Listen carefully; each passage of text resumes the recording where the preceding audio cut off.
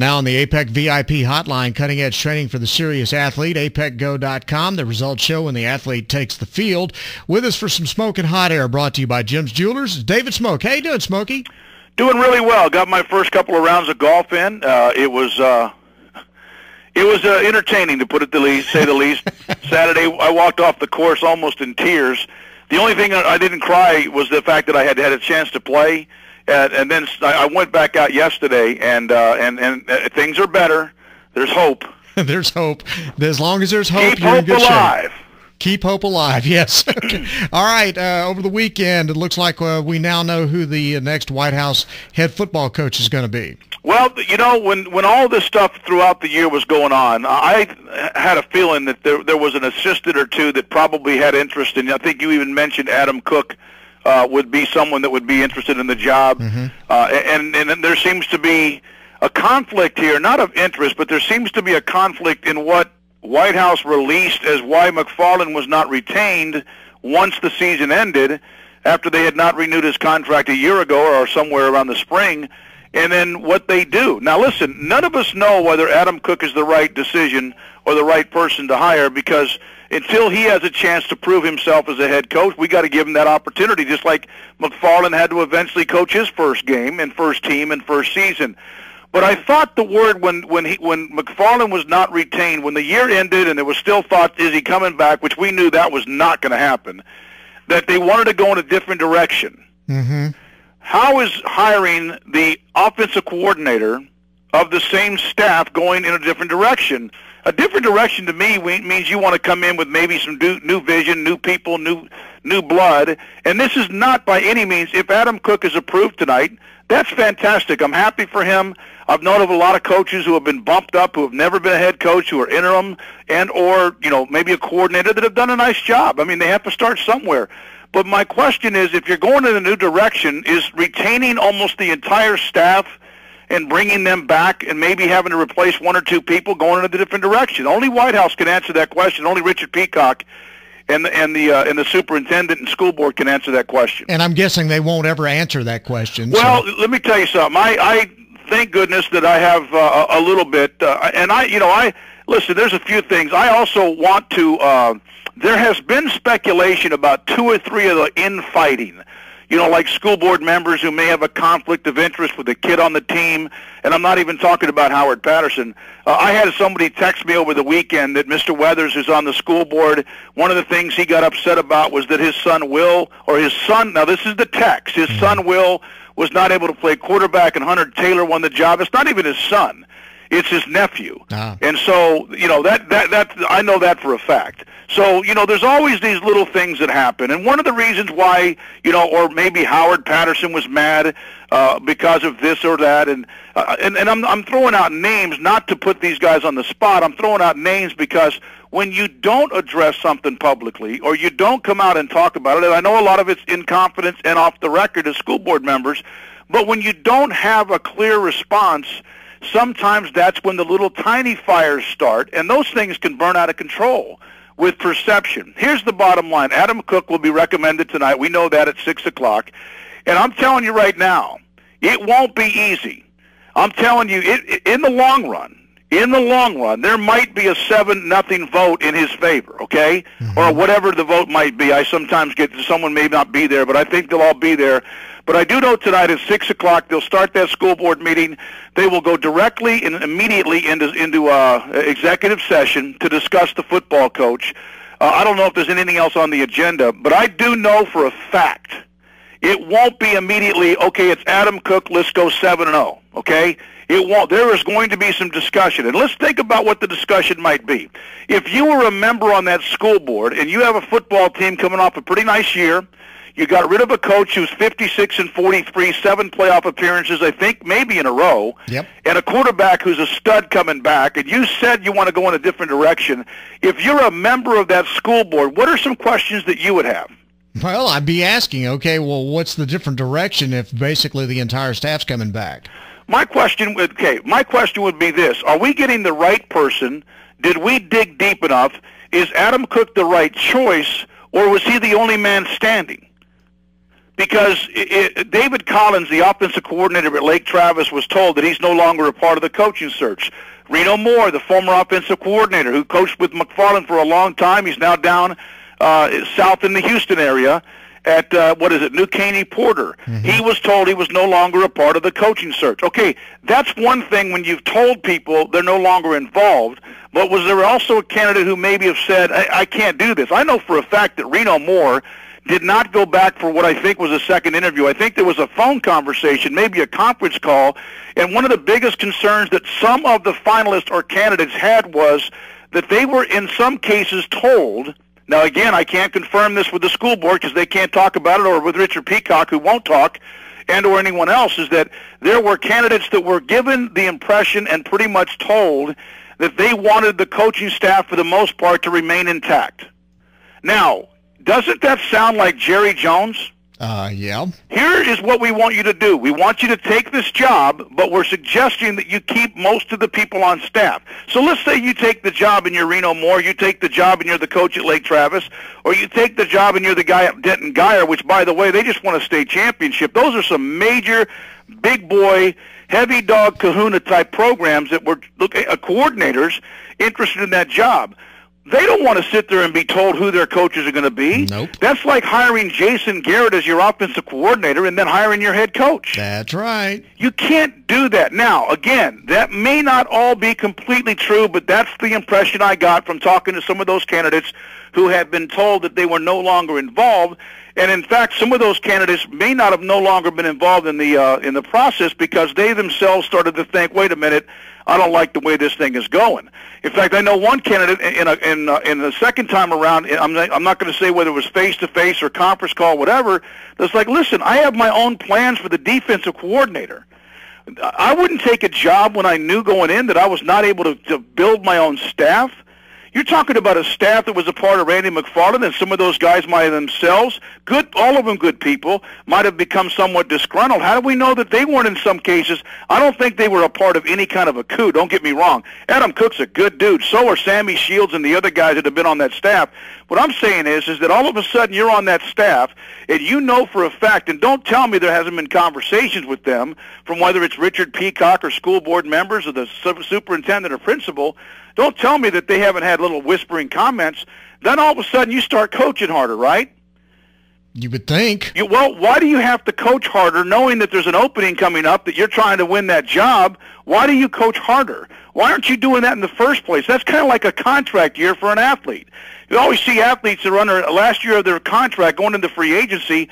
You hear about they've had a contract year. Why don't they play like that every year? Why don't they go to work like that every day? And I'm not saying that about the assistants. I'm just saying these are the things that are out there. Adam Cook might end up being a great football coach for Whitehouse. My only question, and the question that even Adam Cook, the superintendent, the principal, Richard Peacock, and those school board members have to ask, is he the right option for what they said when they decided not to renew Randy McFarland's contract almost a year ago? Well, it's obviously very clear that there was a personality conflict somewhere with Randy McFarland, and they wanted him out. I mean, I don't know if they wanted the whole program going in a different direction or not. That's what they say, but based on what you're seeing here, it's obvious they just wanted Randy McFarland gone. Right. No, there's no doubt about that, and I know that. You know, those who are in the McFarland camp, and I think you are, and I'm pretty sure that I am, just because of what the guy did. I'm there. Listen, I've heard from people. I've heard from a couple of people that probably weren't supposed to be talking, but I do know this, that there were some concerns about the overall health in the athletic department. As Randy said to you in the last interview he ever did, the athletic department was almost as healthy and successful now as it's ever been. Now, that doesn't mean every sport is up. That doesn't mean every sport is successful. I think some of the concerns also might have been, did in fact Randy, during the process as being the athletic director, head football coach, when other coaching jobs became available, did they hire the right people? Well, heck, the school board can be held to that standard every day. Sure. Here's the problem with that. When you have a coach in Randy McFarland late in the summer who has to hire I'm just going to throw out a sport, volleyball, girls basketball, some of the sports that sometimes, if you don't handle them right, end up biting you back in the butt no matter how successful a football coach you are, because those parents are just as fiery and passionate as anyone else. Or maybe it's the soccer coach, whoever. If let's say you recommend somebody, that's the one you think is the right person, they still have to be approved by the school board. Mm-hmm. And so any school board that comes back and says, well, I didn't like who was the girls' basketball coach, right, or I didn't think we got the right volleyball coach, and even though they can say this, well, we weren't the ones that hired them, they have to vote on them. That's right. So if there's somebody on the school board, whoever it might be, who sits there and comes back later on and says, well, I don't think we did a good job of hiring the girls' basketball coach, well, why didn't you get more involved? Why didn't you say that when the name came across your desk?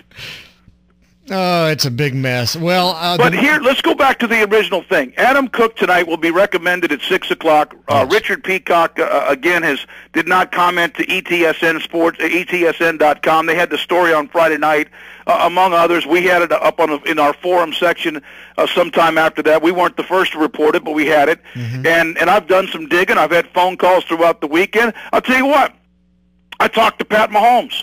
How about this? Why wouldn't I not want to call the father of the all-state candidate and blue-chip quarterback? So I sent Pat a text or two. I've known Pat Mahomes longer than any of these school board members have been and probably lived in the White House. And I sent him a text, and he and I traded texts back and forth. I just say, Pat, what are your thoughts about Adam Cook? I thought it was kind of neat to hear his impression. He's thrilled, and here's why. He's thrilled because his son doesn't have to go through a transition with a new coaching staff. He's also thrilled, not that Pat Mahomes has anything to do with the decision, but hey, listen, there's Reggie Rawls, there's a lot of players coming back for that White House team that are very good, but Pat Mahomes was happy, as I can imagine he would be, because his son has now a chance to run the same system that he's used to for his senior year, and they don't have to bring in some guy that might be a ball control, maybe play action coach. I mean, this is what Patrick Mahomes Jr. does best, so that makes sense. There's another thing that's a feather in the cap of Adam Cook. But is Adam Cook the right choice this year, or is he the right choice long term? Yeah, and we won't know that. And again, I hope he is. I really do. I hope he goes 15-0, 16-1, 16-0, 15-1, whatever it might be. I wish him the best of luck. This has nothing to do with him. He wasn't a part of all this stuff that began 8, 9, 10, 12 months ago. But, there's no doubt that Randy, it wasn't wins and losses. You and I know that because you can't say that. They were 56-43, 7 or 8 playoff appearances in his 9 years there. This has to do with the fact that there were some coaches on staff, and I'm not saying football coaches, but eventually a coach or two on staff, and then it becomes a few more that start to say, well, we're not getting along with him. Sometimes I don't get along with my owner. In fact, I walked in the door about an hour ago, and he and I were already kind of hashing at some things 30 minutes later. But that doesn't mean I want to get rid of him or try to find some way to get out. You start looking for enough reasons, you'll find enough reasons to get rid of anybody. Well, all I know is there's a really good coach that's out there available now, and I hope he lands on his feet and finds a great situation. Coach McFarland, of course. I talked to Randy yesterday. I got finished playing a round of golf over at Twin Rivers, and I just called him out of the blue, wanted to check to see what his name might be involved in some other opportunities. I didn't even talk about Whitehouse with him because that's a story that's been, in his opinion, his chapter's been written. And I asked him, and there might be a couple of things in the next, let's say, 2, 3, 4 weeks that might be available. I asked him specifically about Marshall. He said that he had not been contacted or had not been in contact with Marshall. You would think that'd be a pretty good opportunity. Yep. There's the opening in Henderson. In my opinion, I think one of the front runners for the job in Henderson is Barry Bowman, the head coach at Paris. Wow. He's got family. I'm just saying front runner. Yeah. He's got family in the Tyler area. His father has been not feeling very good, and you always look like Dickie Meeks wanted to go up to Pittsburgh and leave a great job at Henderson. There's always a reason. But those are just some things that I did. Hey, I worked for you this weekend.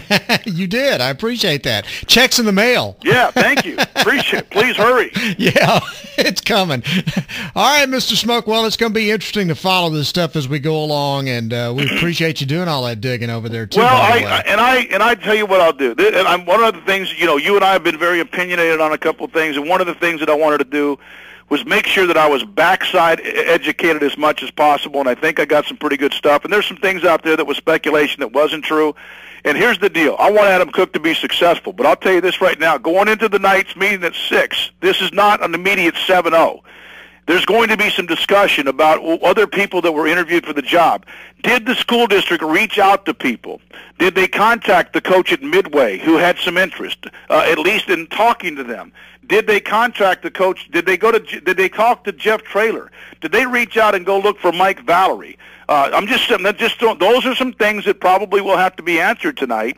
And then they'll go into whether or not Adam Cook is the right choice. He'll be recommended. For his sake, I hope he's approved. Well, but I don't think it's going to be a 2 or 3 second meeting. I was going to ask, is there a possibility you think he wouldn't be approved? I've seen this happen. I've been doing this, since 1981, when most people haven't even been born. I have seen this happen. Zach and Paul just kind of looked at me and said, "Oh, we weren't." I've seen this. I've seen this happen. How many hundreds of coaching changes over the years? Hundreds, from all the way down south of Lufkin, all the way to Texarkana. And I think in all of that time, I maybe have seen 5 times where a recommendation, the night that it went supposed to go through, did not go through. There's a couple of times you get a fly in the ointment, or sometimes in this case that not enough people are satisfied, and they go, wait a minute, we think this is great. Now it's going to be up to Richard Peacock and the superintendent and the principal and all them to make sure that they have all their ducks in order. But I do think if you're a school board member, you've got to go, is this the right choice, or is this the convenient choice, or is this the last man standing? And it might be the first two. It might be the right choice, but it's also convenient. And it also might be the last man standing. I sent a text message. I called Adam Cook over the weekend and welcomed him on my show tonight at 6 o'clock. I have not yet heard back from him. One, he might not be able to talk. I'm sure he's talked to a few people. Number 2, he doesn't want to say anything because he's not sure if it's a done deal, even though his name will be recommended. I know that for a fact, right. And so do you. And number 3, maybe he doesn't want to come on, and that's fine too. Whatever. But I did send a text message, and I did also call him and ask him to come on the show. And I hope if that thing's done quick enough. Now again, if it's over quick enough, maybe he will, but I have not heard from him. All right, very good. And I've reached out to him too, but it looks like it'll probably be tomorrow morning before I get a chance to talk to him. So, well, very good, Mr. Smoak. I appreciate it. Thanks for all the information. Always fascinating and always very thorough too, buddy. I appreciate it. No problem, buddy. Thank you. Have a great day. David Smoak, Smoking Hot Air, brought to you by Jim's Jewelers on Bryan Houston Sports Radio Live on 99.3 Talk FM.